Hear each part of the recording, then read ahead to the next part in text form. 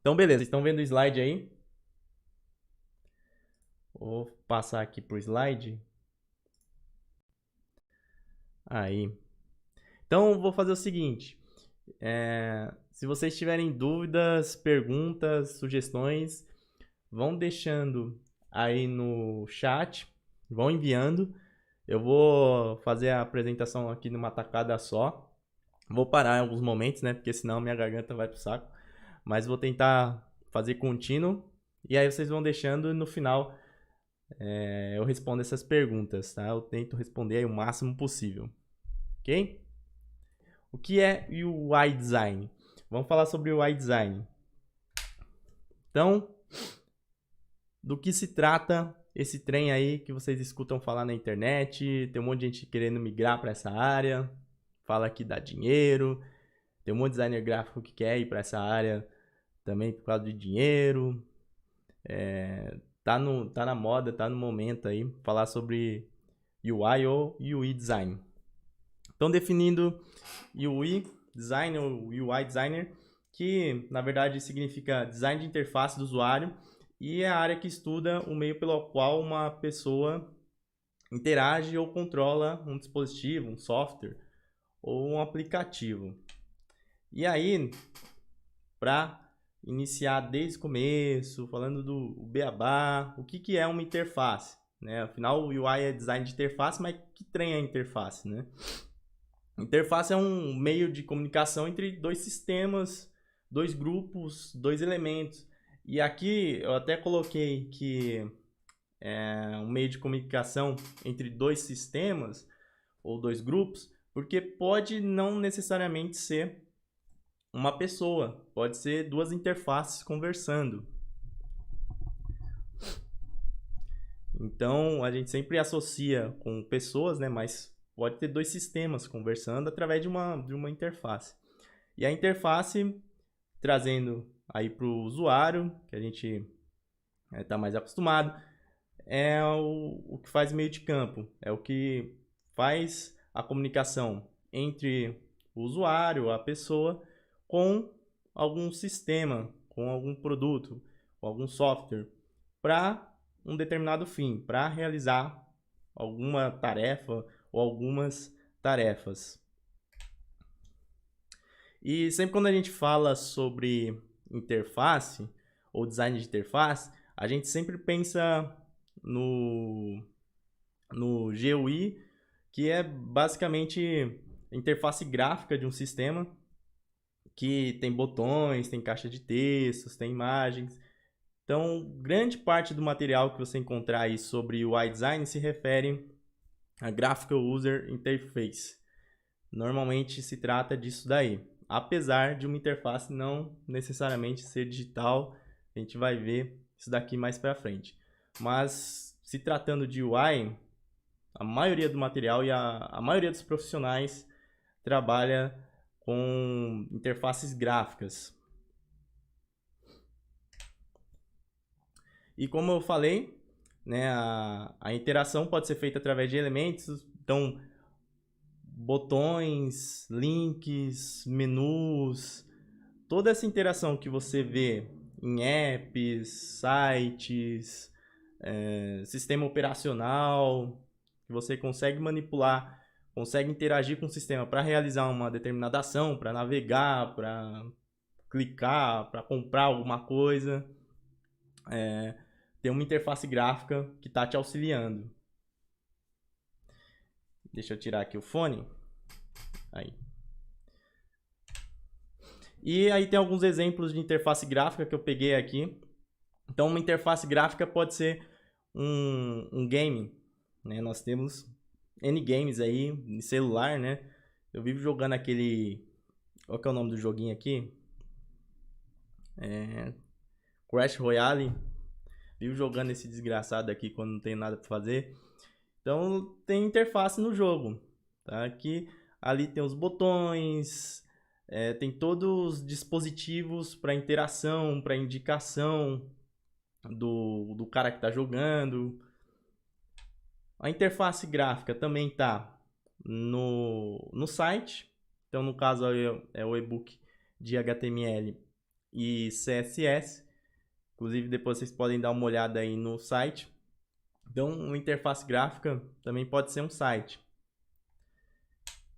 E também pode ser um sistema operacional, Windows, o Mac, aí, o OS X, enfim.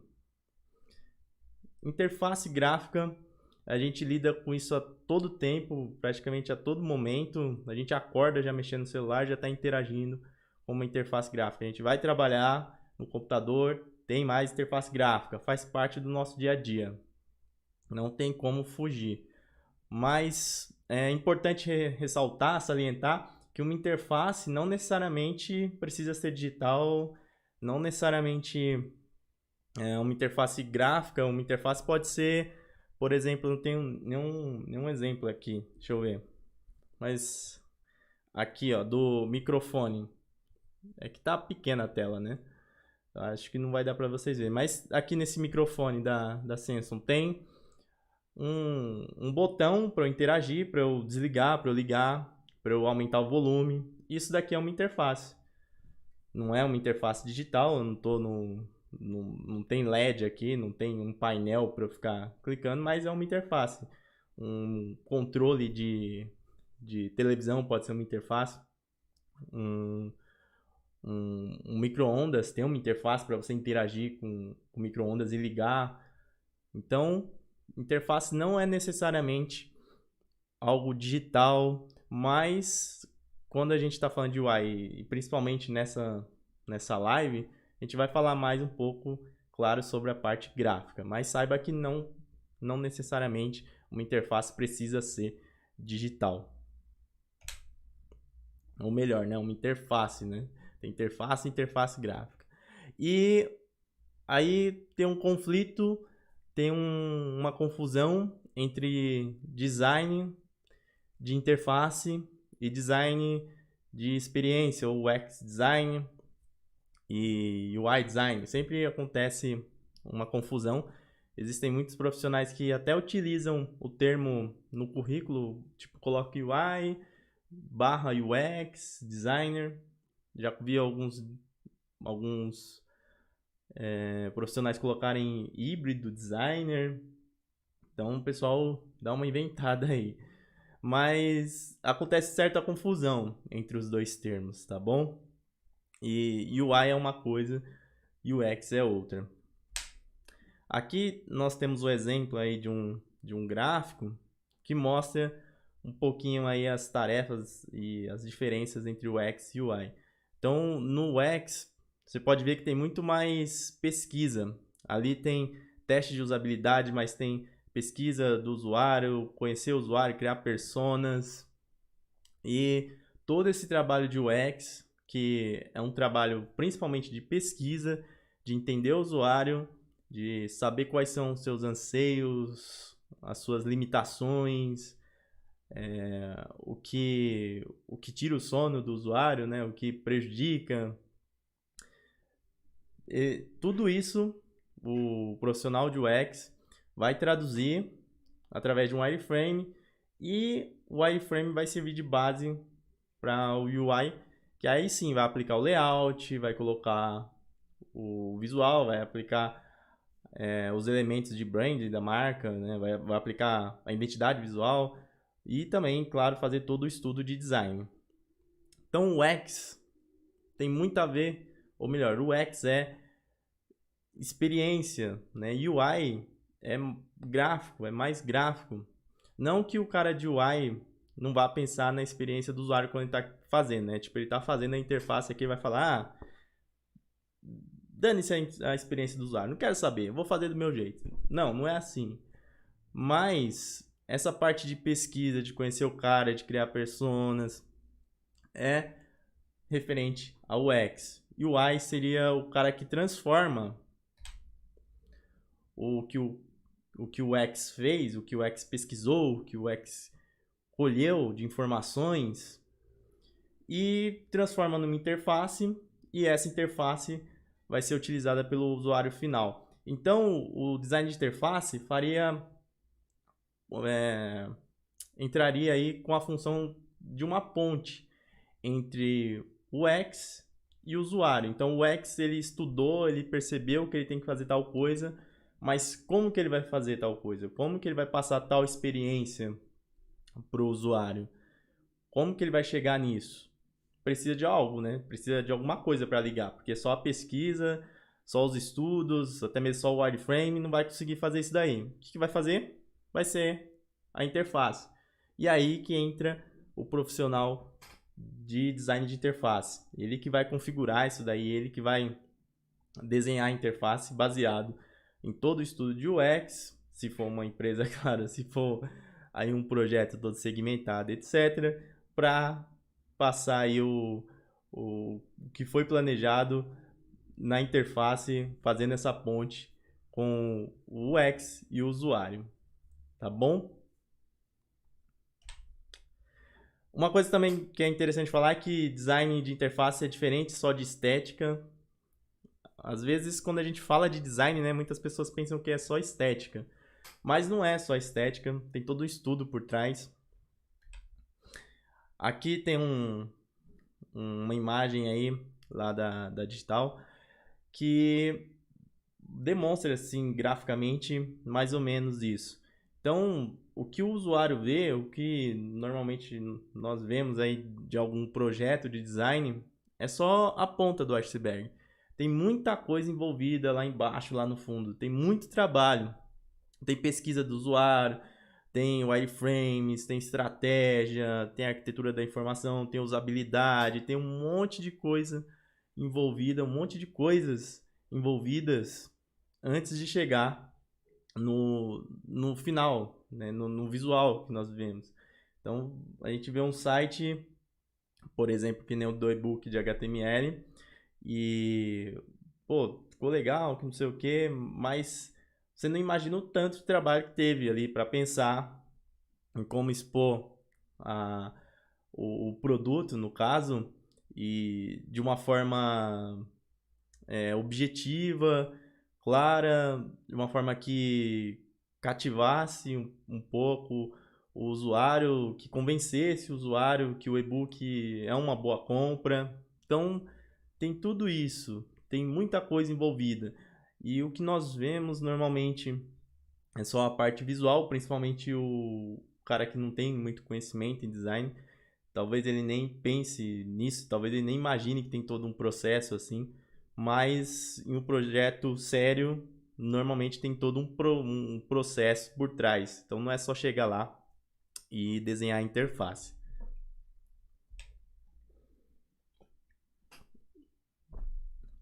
Aí, nesse outro gráfico aí, que foi traduzido pelo pessoal do... Aí eu não tenho certeza, deixa eu ver, não foi, foi traduzido pelo pessoal do Buscapé. Que mostra um pouco aí de como seria um processo, no caso de um site. Então tem um encontro inicial, que é a captação do cliente, aí começa. Vai da primeira semana até a oitava semana nesse gráfico. E começa com avaliação de necessidades, aí o cliente passa o retorno, né, o feedback dele, depois tem estudo, tem esboço do site, tem mapa do site, wireframe, esboço do conteúdo, aí vai para arte, depois vai para finalização da arte, né, para validação. Depois ainda tem a implementação do código, tem validação até chegar no lançamento, que nesse caso aí foi de 8 semanas, mas pode ser menor, dependendo do projeto, pode ser bem maior, pode durar anos, dependendo do projeto. Então, tem muita coisa envolvida, ou pelo menos, no mínimo, deveria ter muita coisa envolvida antes de ter um trabalho de design de interface. E design de interface também é design de identidade, design de interação. Então, ele precisa ter um cuidado com a interação, né? Ele tem que pensar nisso, eu acho que é tipo fundamental, até meio balela, contraditório tá falando isso aqui, né? Tipo, design de interface não vai pensar na interação, mas é importante falar o óbvio, né? Às vezes é importante. Então, design de interface é pensar também na interação, como o usuário vai interagir com aquela interface, como você pode possibilitar o usuário interagir da melhor maneira com aquela interface, mantendo a identidade do projeto, mantendo a identidade do produto, sem criar coisas desnecessárias.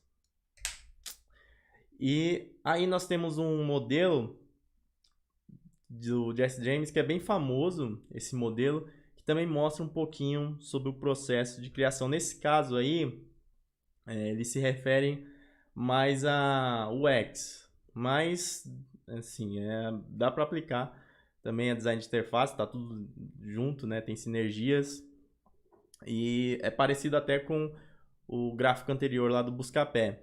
Começa com estratégia, vai começando lá no que é meio abstrato, e aí vai ganhando corpo.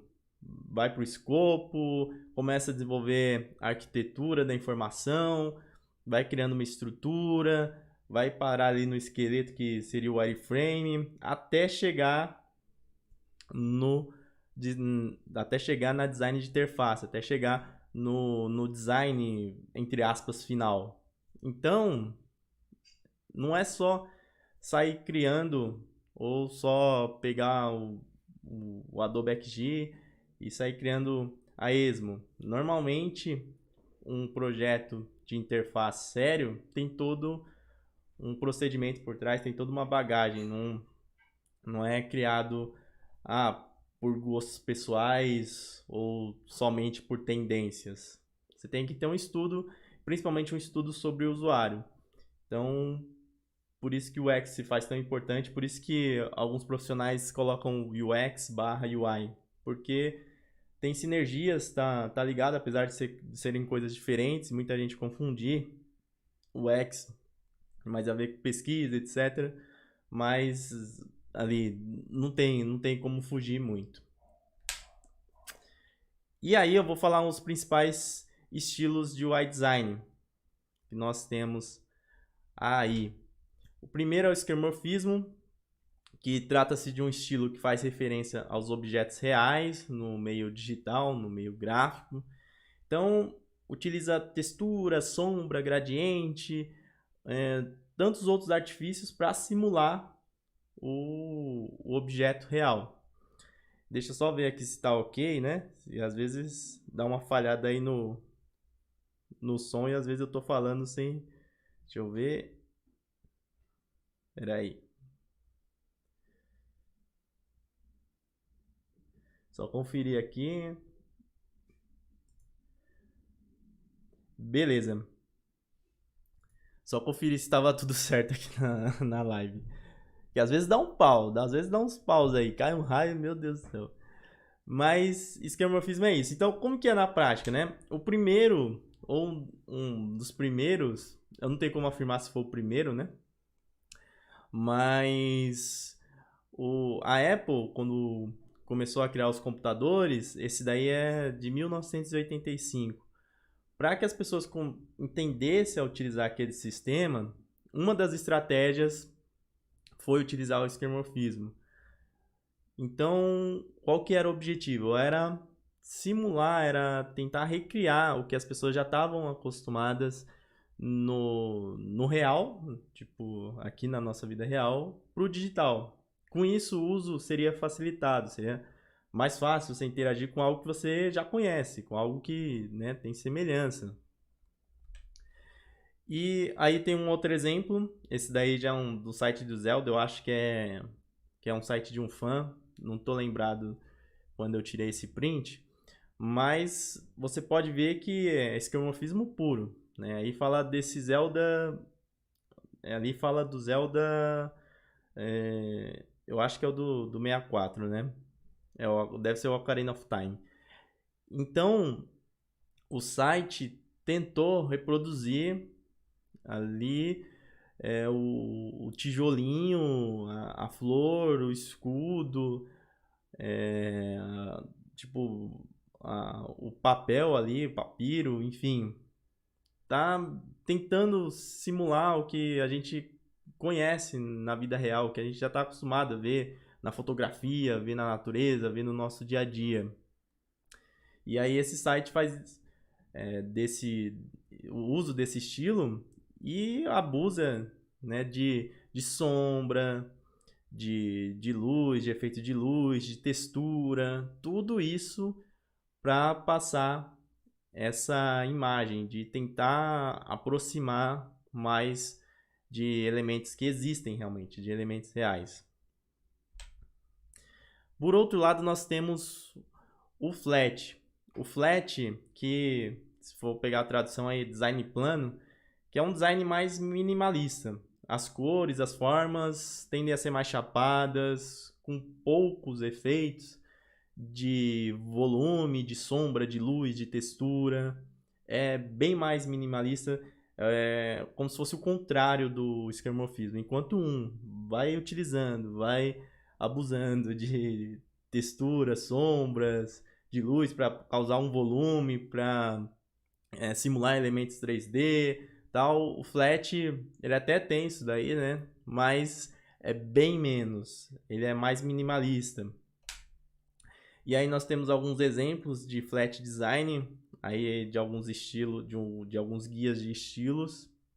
Você pode ver que é totalmente diferente, né? Enquanto um tenta simular quase que, né, quase que integral o que nós temos aqui na vida real, esse outro não, ele vai fazendo analogias através das formas. Você consegue identificar, claro, mas não tem aquele esforço todo de arte, de design para simular o real.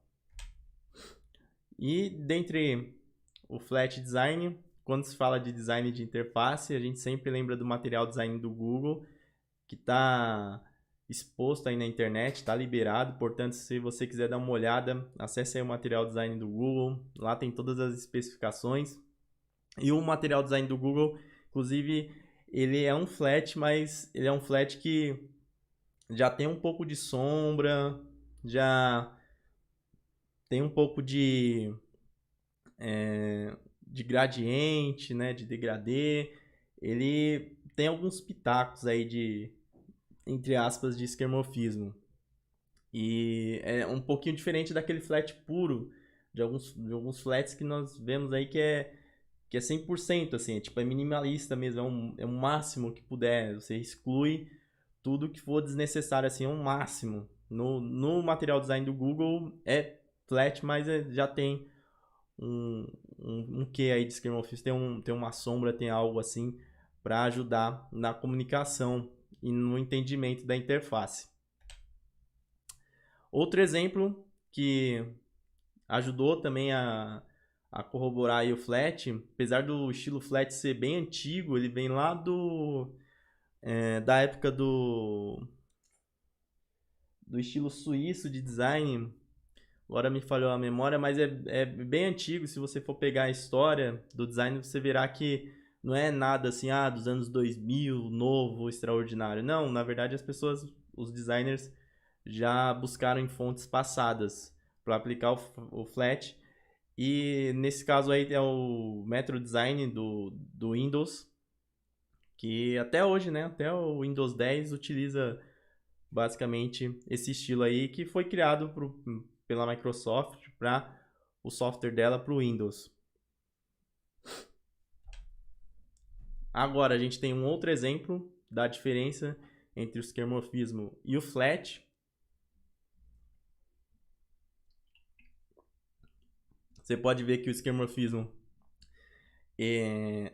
nesse símbolo aí do Safari, ele utiliza de alguns recursos ali para simular o prata, o ferro ali da bússola. Tem até a luzinha ali, tipo um volume simulando o vidro.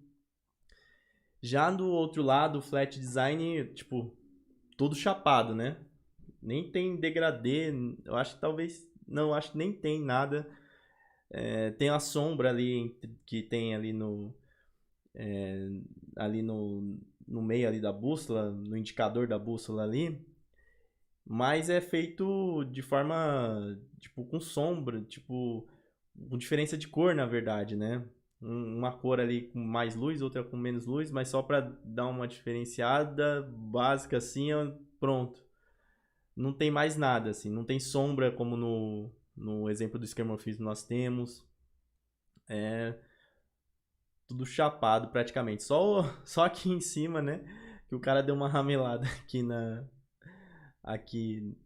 nessa argolinha aqui. O cara deu uma rateada. Mas de resto tá tudo flat.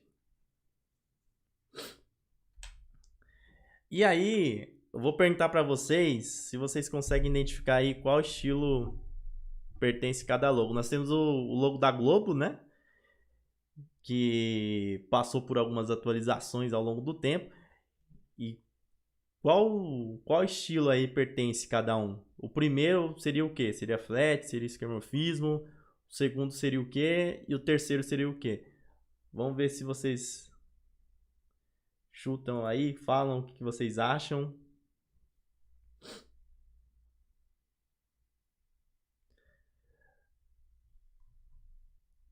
E,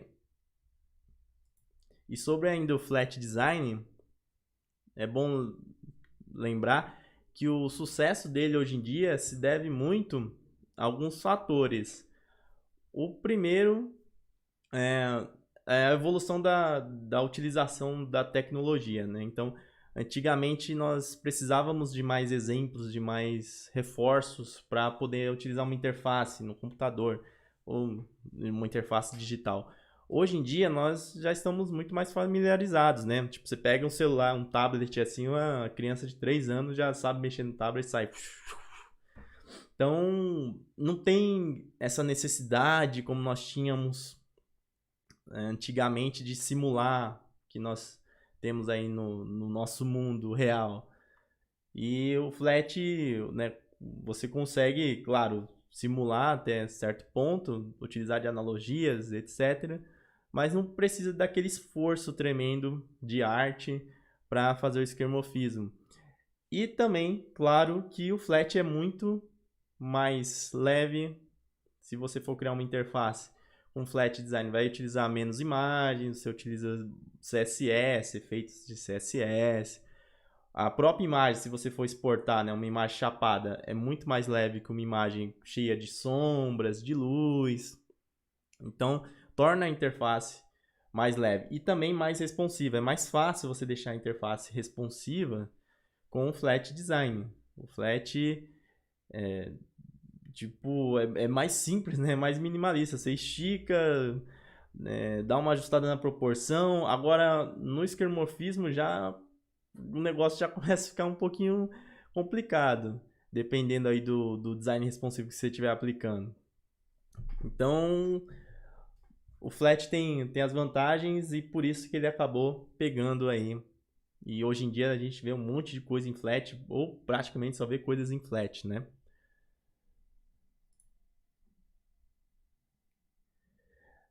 Deixa eu ver aqui se alguém falou. Esquemorfismo, Flat. Ah, Ana aí. Boa noite, Ana. Primeiro esquemorfismo, segundo esquemorfismo, o terceiro Flat. Esse primeiro aqui da Globo, ele vou deixar ele pra depois, né? Vamos pro segundo. O segundo é esquemorfismo puro, né? Dá pra ver aqui luz, sombra. Pô, imagina o trabalho que deu pra criar esse logo aqui lá nos anos. Isso daqui é do quê? Anos 90? Tipo, nós não tínhamos as tecnologias que temos hoje, não, né? Nem os computadores, mesmo com todo o dinheiro que a Globo tem. Mesmo com todo o dinheiro que ela pega aí, enfim. Eu acho que o cara aqui teve um esforço grande de fazer esse logo, né? Dessa maneira. O terceiro é flat mesmo, chapadão, não tenho o que falar. Simples, minimalista, a Globo tá utilizando bastante, né? Esse flat. Agora, o primeiro, vamos voltar para esse caso aqui, ele é meio que uma mistura dos dois. Até certo ponto é meio difícil definir. Ele tem elementos flat e mas ele também tem alguma coisa que lembra o esquemorfismo, né? esse flat aqui da Globo seria um flat que está tendo uma tendência, né? Está sendo mais comum.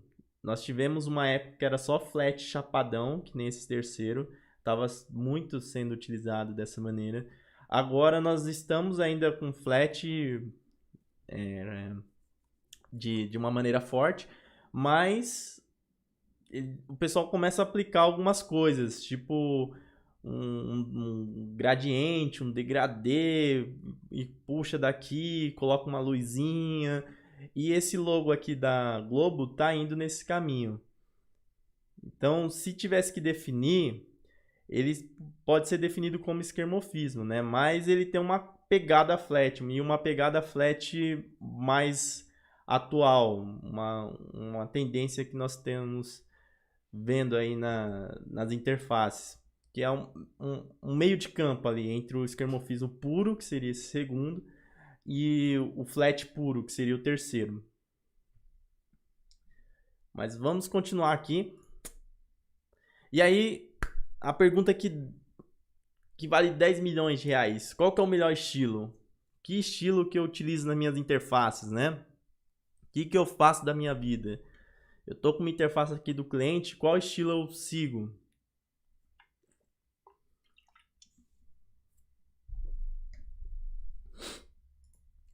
E aí que não tem melhor ou pior, o que manda é o projeto. Se você ficar preso nessa de melhor ou pior, você vai ficar limitado, vai ficar preso a tendências e vai ficar só naquilo, Maria vai com as outras, né?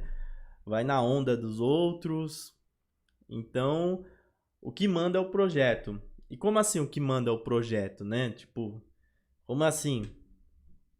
Por exemplo, nós temos esse site aí, tem um link aqui do cara que fez, no Behance, e ele é esquermorfismo, né? Apesar de ter coisinhas flat lá, como a gente viu no logo da Globo, que é um meio de campo ali, nessa interface também tem algumas coisas, mas ele tem muito esquermorfismo. E por quê? Ou provavelmente porque o cara escolheu seguir mais por esse estilo, né? Dá até pra ver aqui pelo botão, olha. O botão tem um volume, né? Tem luz, aqui tem um efeito de luz, tem sombra e tal, bem destacado, mais duro. E por quê? Porque é um app, é um site de um app para crianças. Então, uma criancinha de tipo 4 anos, 3 anos, ela vai se identificar muito mais com esse estilo. Ela vai conseguir identificar o botão, apesar das crianças já nascerem mega inteligentes, né, tecnológicas, tal, elas já sabem quase tudo, né? Mas é, é, é, tem mais a ver com o público, você ir por esse lado, você pensando na idade da criança, no desenvolvimento que ela tem, no conhecimento que ela tem no momento, né, de acordo com a idade dela, é mais fácil você ir pelo esquemorfismo. E também tem a ver com a identidade aqui, muito provavelmente, desse app. Então esse mascote aqui, se fosse flat, talvez para as crianças não chamasse atenção. Então faz esquermorfismo no site, aplica esse estilo que vai ser mais coerente com o objetivo aqui do projeto. Aqui nós temos um outro projeto que eu também peguei no Behance, que é de um designer, é um portfólio de um designer. E aí é flat, né? É minimalista e tal. Tem essas animações aí. E ele pode fazer esse recurso do flat, ele pode fazer uso do recurso do flat, porque o site dele é para... no caso você pode falar que é para clientes tal, mas também é para outros profissionais, para outros designers, e também os clientes são adultos, são pessoas que talvez estejam procurando um trabalho nesse estilo, um trabalho mais minimalista. Então ele segue essa ideia no site dele. E aí ele aplica o estilo minimalista, aplica flat, que tem mais a ver com o projeto. E também provavelmente com a personalidade do designer. Agora nós temos um outro exemplo, que aí esse daí eu peguei aí no Dribbble, que é um site de comida japonesa. É japonês ou é chinês isso daí? Ali tá falando japonês. Ó. Se for chinês, depois se tiver algum japonês aí me corrija. Ou vice-versa, né? Vai saber se eu tô causando intriga aí lá nos asiáticos. Mas ele tem um pouco aí de esquemorfismo, né? E tem flat, tem elementos flat. Os botões ali são flat e tem esse ramen aí, tipo, com efeito ali neon, tudo mais. Então ele fez uma mistura aí. Nesse caso ele interpretou que ficaria melhor assim e ficou um site bem bonito, bem interessante. Tá o link aí, depois eu posso deixar o link desse projeto aí, porque ficou muito bonito visualmente e muito provavelmente atingiu o objetivo aí de comunicação. E por fim, eu tenho o site aqui do God of War, esse jogo aí insano. Meu Deus do céu. Essa série é muito boa, né? Quem aí já jogou God of War? Eu sou fã, apesar de não ter jogado todos, né? A gente começa a trabalhar, cara, a gente ou joga videogame, né? Mas tem que arranjar mais tempo para jogar. E nesse site aí, ele tem uma mistura. Ele tem flat, esse botão, por exemplo, apesar de ter uma borda ali e tal, meia sombra, mas é flat.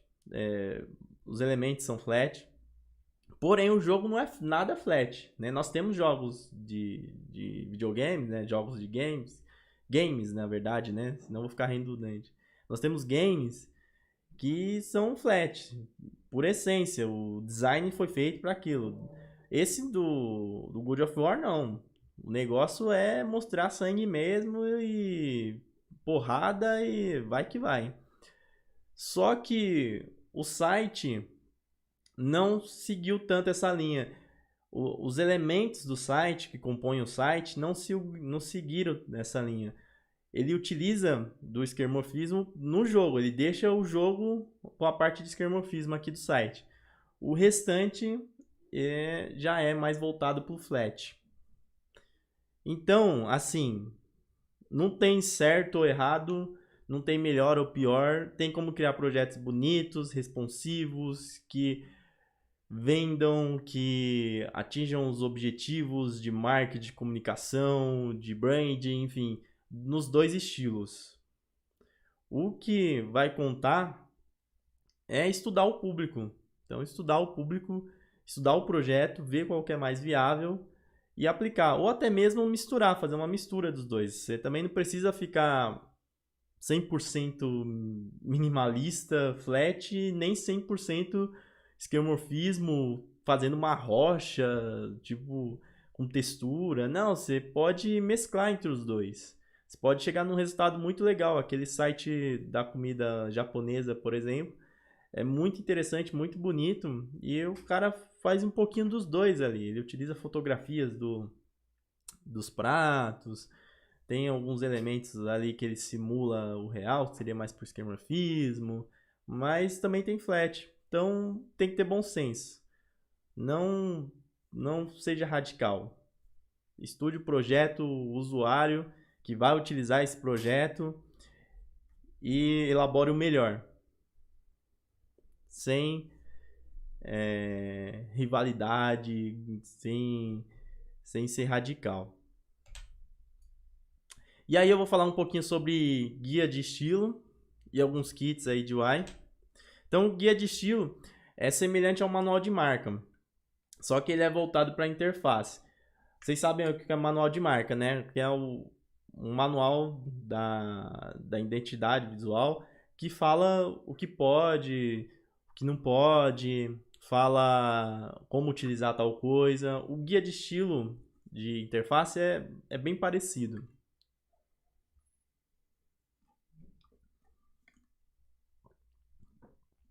Então, trata-se de arquivos, né, um conjunto de arquivos que contém toda a informação visual do projeto. Paleta de cor, tipografia, formas, exemplo de uso. Se você for no Behance, no Dribbble, você verá vários tipos de guia de estilo. Então, o guia de estilo ajuda a garantir a identidade visual do projeto, definindo as diretrizes do projeto para que ele tenha uma consistência e uniformidade visual. E aí está o exemplo de um guia de estilo. Você pode ver, esse guia de estilo, ele é interativo. Tem alguns guias de estilo que você faz só no software gráfico, entrega para a equipe, entrega para o desenvolvimento, enfim, compartilha com todo mundo. Tem outro tipo de guia de estilo que você pode fazer já no código, tipo, você utiliza um framework, um Bootstrap, né? O Pedro estava falando hoje de Bootstrap.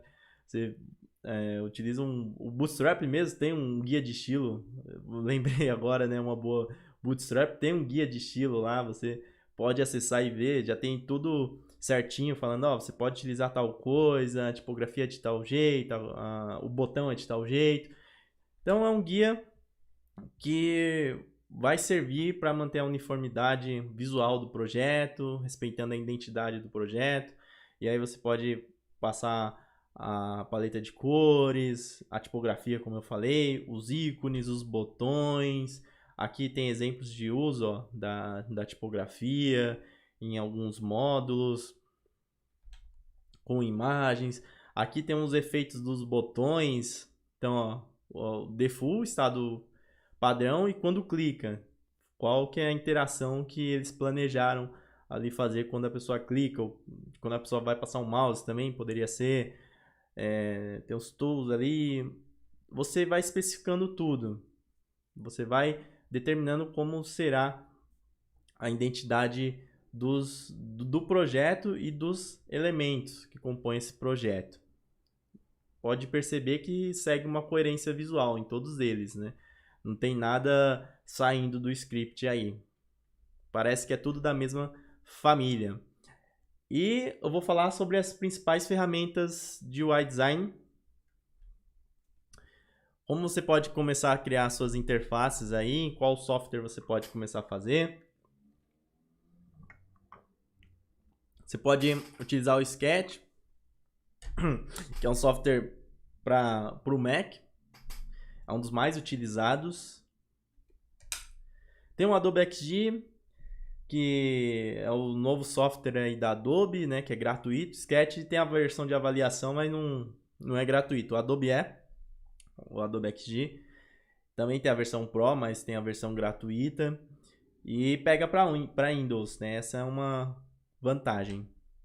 Tem o InVisual que está surgindo aí, né? No caso, esse daí é o InVisual para prototipação, né? Para você enviar os arquivos, você pode subir JPEG, PNG, enfim, você cria links e tal. É muito bom para apresentar, para enviar para o cliente, para mostrar a interação, criar um protótipo. Mas o InVisual tem outro software que a gente que já veremos. Aí, que é o InVisual Studio, que é novo, né? É bem novo, saiu, eu acho que saiu esse ano mesmo. E que é uma alternativa também que está surgindo aí no mercado. Quanto mais software no mercado, melhor, né? Porque a qualidade melhora, os caras começam a se coçar e melhora pra gente. Porque quando uma empresa mantém um monopólio em um determinado mercado, né? Ela pode se acomodando, ninguém vai derrubar tal, mas quando tem concorrente, é aí que o bicho pega, couro come, que nós que ganhamos. Depois tem o Figma, que é um software aí online, você não precisa baixar, ao contrário dos outros que são pagos, e tirando o Adobe XD que não é pago, tem a versão paga, mas você pode baixar a versão free. O InVision, eu não tenho certeza, o InVision é pago, mas é que teve uma época que ele estava disponibilizando para teste, né? E tem o Figma que é totalmente gratuito. Você pode acessar aí no navegador, digita aí figma.com. Ele é muito parecido com esses outros softwares. Ele é muito parecido com o Sketch, com o Adobe XD, o sistema de uso, e dá para criar interfaces, layouts com ele. E por fim tem o Photoshop, que ainda é um dos mais utilizados. Não tem como fugir disso. Apesar do Photoshop ser um software para outra coisa, a gente utilizou o Photoshop para site, para interface por muito tempo. E ainda continua sendo utilizado. Provavelmente é o mais utilizado. Até ano passado era, esse ano eu acho que não mudou não. Ainda com certeza deve ser o software mais utilizado quando a pessoa vai criar um site, vai criar até mesmo um layout de um app, é muito utilizado ainda. Dicas de boas práticas de UI UX Design. Vamos lá. Utilize padrões familiares de UI. E o que isso significa? Significa que você tem que utilizar coisas que o usuário tenha familiaridade, que ele conheça. Procure ir por esse caminho. Tem esse exemplo aí do hambúrguer, né? Do ícone de hambúrguer. Quem não conhece esse ícone aí, né? Esse ícone que nós temos no menu. Você clica lá tipo, na verdade você nem clica, né? Você vê esses 3 tracinhos, você já sabe que é um menu ali. Hoje em dia nós já sabemos que trata-se de um menu. Então virou uma convenção, um padrão, e você pode fazer o uso disso para facilitar a vida do usuário, para facilitar a navegação. Mantenha a clareza, diferencie o que é clicável, o que não é clicável, entre outras coisas. Por exemplo, tem um botão, ou melhor, tem um círculo aí, vermelho. Eu sei lá se isso é botão, sei lá se isso é um aviso falando para eu sair do site, sei lá se vai explodir, sei lá se é um antivírus. Não sei, sabe? Tem uma. Até a sombra ali, ó, tá meio ruim ali de identificar. Né? Não ajudou muito. Falhou o esquemorfismo aí. Então, seja claro, seja direto no seu layout. Tem um livro que é bem clássico de UX, que é o Não Me Faça Pensar, que ele fala basicamente sobre isso. Não faz o cara ficar martelando, tentando imaginar o que é. Ao menos que o site tenha esse objetivo de quebra-cabeça, ou a interface, né? Mas facilite aí a vida do cara, mostra para ele, deixa tudo às vistas, seja claro, direto. Guie o usuário. Aqui tem um exemplo de uma tela antiga aí. Desse daí é do Facebook. Mas que você pode perceber que ali em cima tem aquelas migalhas, aqueles caminhos de pão. Então, primeira etapa, ele já está indicando ali que você está na primeira etapa, e a primeira etapa é encontrar os seus amigos. E com isso, conforme você vai colocando em avançar, ele vai indicando qual etapa você está e o que você tem que fazer. Um dos princípios aí do design de interface é justamente fazer isso daí. Deixar claro para o usuário o que ele pode fazer. Retorne com feedbacks e permita o usuário a errar. Tem muito usuário, por incrível que pareça, que às vezes o site dá erro, ele pensa que é culpa dele. Ele fica triste. Ele, pô, ele se sente um nada, assim. Eu já vi casos, tipo, do cara falar, pô, acessei aqui e eu não consegui, mas é porque eu sou burro mesmo. Eu, não, você não é burro não, cara. O layout que tá errado. Teve algum erro aí, teve algum ruído. Então, permita o usuário errar, né? E se ele errar, dê caminhos para ele voltar, dê sugestões, crie alternativas. Aqui tem um outro exemplo que aí é clássico, né, de formulário. Então, como que funciona? O cara digitou o e-mail errado, você fala lá, ó, seu e-mail tá errado, tá inválido. E aí você pode utilizar de recurso de cor, por exemplo, a cor vermelha, né? Se for ver psicologia das cores, pelo menos aqui no ocidente, sempre tem a ver com algo de alerta, de erro. Então você pode utilizar a cor vermelha, amarelo, colocar um ícone, um símbolo, coloca um texto descritivo e auxilia o cara. Mantenha uma consistência visual, utilize design patterns. Aí, nesse caso, nesse exemplo, temos 3 layouts, né? E eles mantêm a mesma coerência visual, tanto em cima quanto embaixo. E essa coerência visual nós já vimos no guia de estilo. Sempre segue a mesma linguagem visual. O projeto de design, ele mantém a coerência. Não é um botão de uma forma e o outro de outra forma. Um botão com cantos arredondados, aí você já vai para outra página, tem um botão totalmente quadrado, diferente. Não, se você começou com um botão arredondado, com a cor vermelha, que significa clicar, por exemplo, para obter um produto, na outra página, utiliza o mesmo padrão, né? Não confunde a cabeça do usuário e mantém, ao mesmo tempo, a identidade visual do projeto. Otimize o seu conteúdo. Ninguém gosta de textão, né? A maioria das pessoas não gosta de textão. Então, assim, otimize o seu conteúdo também. Tem gente que exagera, né? Principalmente site portfólio. Começa a falar, eu tive um cachorrinho pingo, eu amava ele. Aí eu comecei a desenhar a pata do meu cachorro. Aí eu descobri que eu queria desenhar e depois eu fui na faculdade, não tinha faculdade de desenho. E aí eu não passei sei lá, na federal, eu fiz design em algum lugar aí. Então aí começa, sabe? Então, assim, seja sucinto, claro, simples, direto. Isso serve tanto para o layout quanto para o conteúdo. Portanto, coloque somente o que é realmente necessário. Evite os famosos encher linguiça, textão que só serve para o site só para fazer volume. E utiliza textão mesmo se o site for com esse fim, tipo blogs, portais de notícias, análise. Esses tipos de site tem textão mesmo, porque é o objetivo, tipo o meu blog. O artigo de tipografia tem 3.000 palavras, a gente não constrói artigos aqui com menos de 1.000 palavras. Dificilmente você verá um artigo com menos de 1.000 palavras, só se for algum antigo, assim, que a gente não revisou. E até por uma questão de estratégia. Então, tem a ver. Blog, a pessoa já espera por aquilo. Agora, um site institucional, um site de outro tipo, é mais jogo rápido. As pessoas passam os olhos por cima. Elas não querem ler toda aquela história. E por mais que, às vezes, quando a gente está construindo um site, uma interface, a gente tem que dar uma florida no texto, tem que inventar algum texto para o cliente, que é normal, mas mesmo assim dá para puxar a cordinha e não exagerar.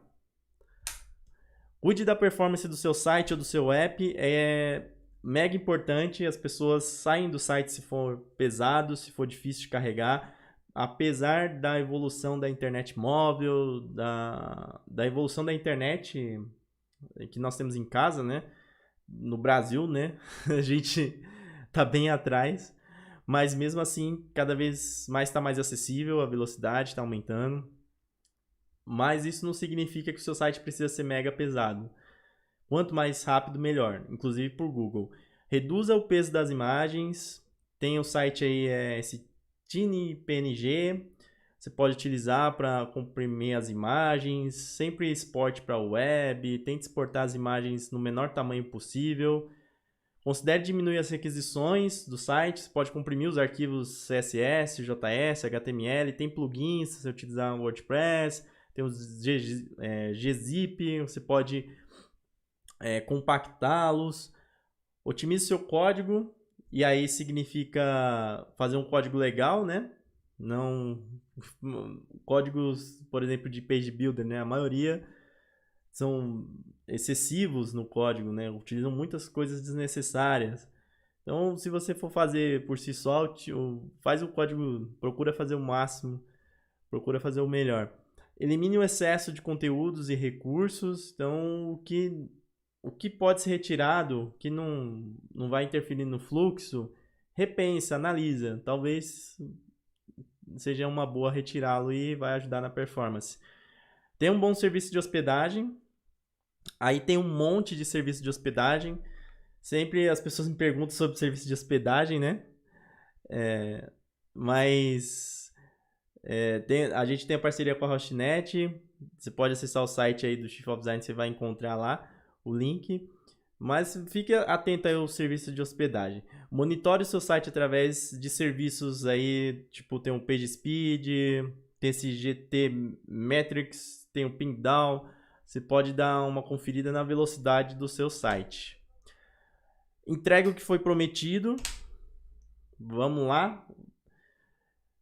Sem clickbait ou exagero de clickbait, né? Às vezes a gente precisa ser apelativo. Aqui no YouTube, às vezes eu sou um pouquinho apelativo, né? Todo youtuber precisa ser um pouquinho apelativo aqui. Porque é tanto vídeo, é tanta coisa que você tem que fazer você tem que fazer alguma coisa para se diferenciar. Mas tome cuidado com isso. Tome cuidado, não exagere. Use a hierarquia visual na interface.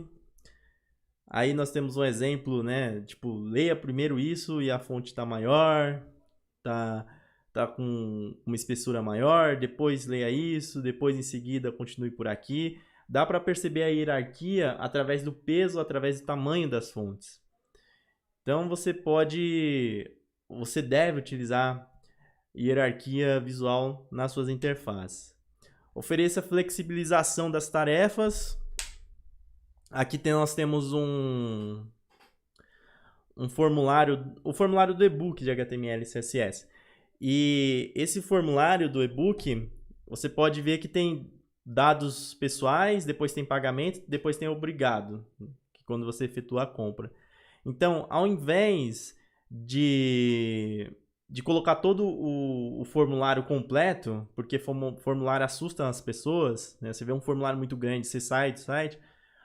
O Hotmart aí decidiu dividir por passo o formulário e assim fica muito mais fácil. Você preenche o primeiro passo, depois vai para o segundo, vai concluindo a sua compra. Fale a língua do usuário, não somente através de texto, fale de forma visual também. Novamente é o mesmo criador daquele site que nós vimos lá do app para kids, tal, do pintinho lá, do passarinho. Ele fala com o público dele, não somente com texto, mas fala de forma visual, através do design. Esse design é para criança, né? Tipo, não tem o que falar. Então, através do sistema visual da interface, você pode comunicar. Não somente ficar preso a imagens, a imagens eu digo tipo fotografia, a texto, corrido. Não, você pode comunicar através de todo o design que envolve o projeto. E já estamos acabando. Tenha empatia pelo usuário. Talvez ele não tenha o mesmo nível de conhecimento que você tem. Estude sobre o usuário. Não adianta você querer criar um site que você sabe mexer, mas o usuário não sabe mexer. Às vezes a gente comete esse erro. É preciso entender o usuário, ter empatia pelo usuário. O usuário não tem, na maioria dos casos, o mesmo conhecimento que você. E, finalizando, nós temos as 10 heurísticas de Nielsen, que é um especialista, né, da usabilidade, que aí fala de visibilidade, correspondência, liberdade. Essas 10 heurísticas, depois vocês podem dar uma pesquisada aí na internet, do Jacob Nielsen, que é tipo uma regrinha, assim, todo mundo utiliza e tem a ver realmente, né? Porque todo mundo utiliza que é ruim, não, mas ou que tipo é moda, né? Não, esse daí tá há muitos anos e é importante, todas essas regras aí que ele cita e muitas delas, algumas delas nós já falamos aqui. E tem os 10 princípios de um bom design de Dieter Hans, eu acho que é assim o nome desse designer alemão lá da Brau, que fala sobre o design, o que é um bom design. Um bom design é inovador, torna o produto útil, é estético, torna o produto compreensível, discreto. Um bom design é honesto, é durável, é amigo do meio ambiente, é mínimo. Tem essas 10 heurísticas, essas 10 regras, esses 10 princípios desse designer também lá no Chief of Design, tá bom? Repeti um aqui, né? Depois eu vou corrigir aqui, acabou repetindo, mas lá no Chief of Design tá certinho. ter um artigo só sobre esses 10 princípios desse designer aí. E para finalizar, faltou os widgets de UI Design, né? Faltou falar sobre recursos tipo ícone, cor, tipografia, onde você baixa isso, onde você pode conseguir esse tipo de material para facilitar aí na construção, facilitar no trabalho de UI Design seu dia a dia. Ia ficar muito extenso o conteúdo aqui. Eu já fiz esse conteúdo em quase 1 hora, né? Suponhamos que eu conversei com vocês aí em 5 minutos no início lá, então deve ter dado 1 hora essa parte da apresentação. Se eu fosse colocar todos os recursos, ia ficar muito extenso. Eu tava colocando, aí eu parei, eu falei, não, pera aí, vamos fazer isso muito longo não, senão eu a live vai virar a noite, sei lá. Então, vou deixar para a próxima live. Na próxima live, eu vou passar alguns recursos para vocês baixarem, acessarem os sites. Tem alguns sites de cor, de tipografia. Tem até tem um site que goodui.org, por exemplo, que fala de algumas regrinhas de UI que você deve utilizar. Então, esse tipo de coisa, esses sites eu vou deixar para a próxima live da próxima semana, tá bom? Vou continuar falando sobre o UI, mas aí é mais sobre ferramenta mesmo, baixar ícone, ver trabalho de outros profissionais, se inspirar, paleta de cor, esse tipo de coisa. Se você quiser assistir essa live aí, também deixa um comentário aí da próxima semana, tá bom? E é isso, se você tiver dúvida, manda aí, que eu vou responder por mais alguns minutos. E até a próxima.